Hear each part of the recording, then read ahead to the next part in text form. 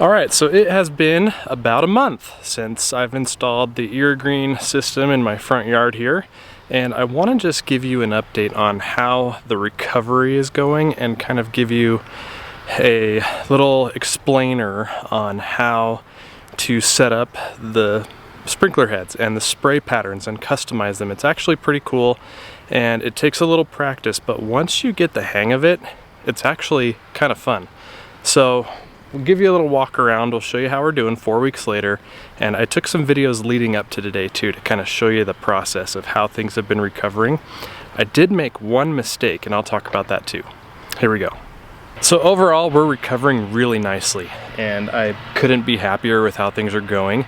There are a couple of spots that need a little bit more attention than others. This spot right here is doing the best. Right down the middle here is almost fully recovered and you wouldn't even know that we had pulled up sod and dug trenches and put a whole new sprinkler system in. But there's a couple of spots, and I'll show you, primarily where the sod cutter entered into the grass, like right here. The thing to notice too is that there is actually green grass growing in here. It's not all lost.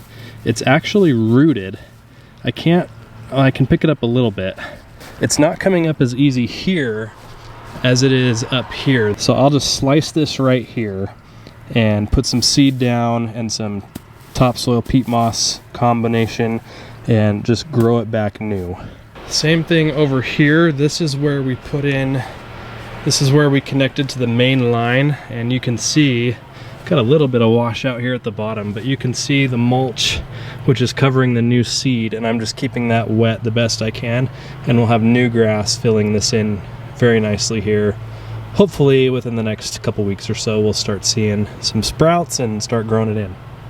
So as far as trenching areas go, I have experienced some settling. I did compact everything the best I could while backfilling and putting the sod back on top.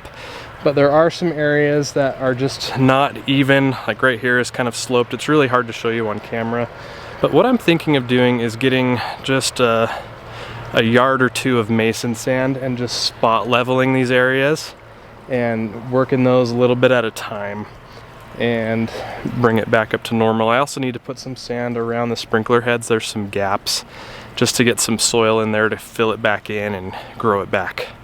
Okay, now for the mistake that I made. So after Ryan had come over and we had finished and we had put everything back, I went on vacation for a week. I was gone. And I completely spaced on the fact that I had to treat everything that we had put back as new sod and water it a couple times a day.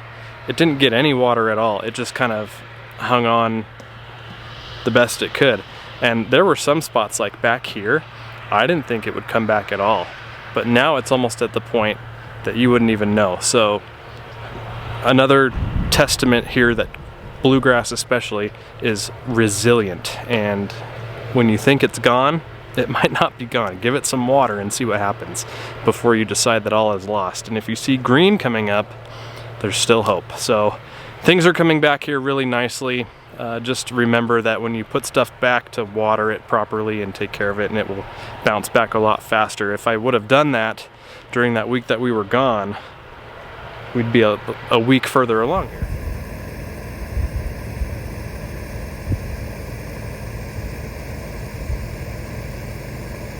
Now, when it comes to setting up your shapes and your spray patterns for each sprinkler, a couple things to keep in mind. Number one, be patient with it. It takes a little bit of practice to kind of get used to the app and the interface and getting everything dialed in.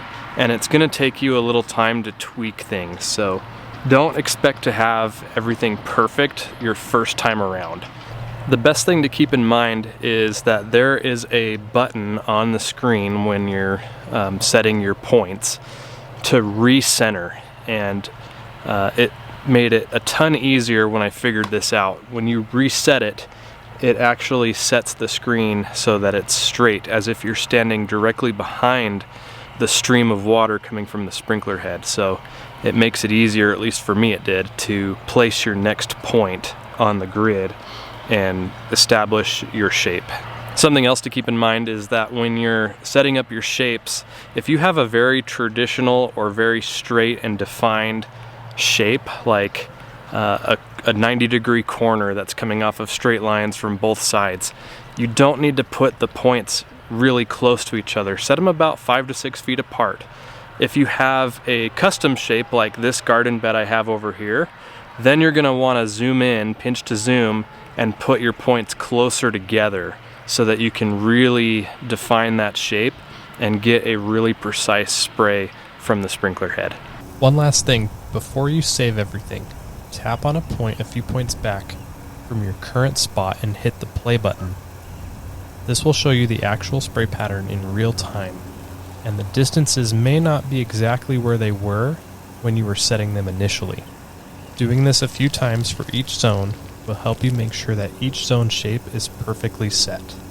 So there you go, just a quick update on how things are going here. We're recovering nicely. There's still plenty of work to do and still some adjustments to make. I already am starting to form some opinions and notice things that I like and that I love, and of course always room for improvement too.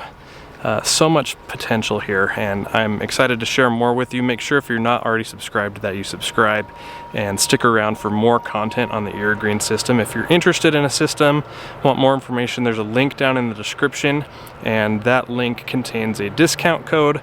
You can get a free sprinkler head when you purchase a system. So if you have any questions, let me know down in the comments, and as always, thank you so much for watching. I'll see you next time.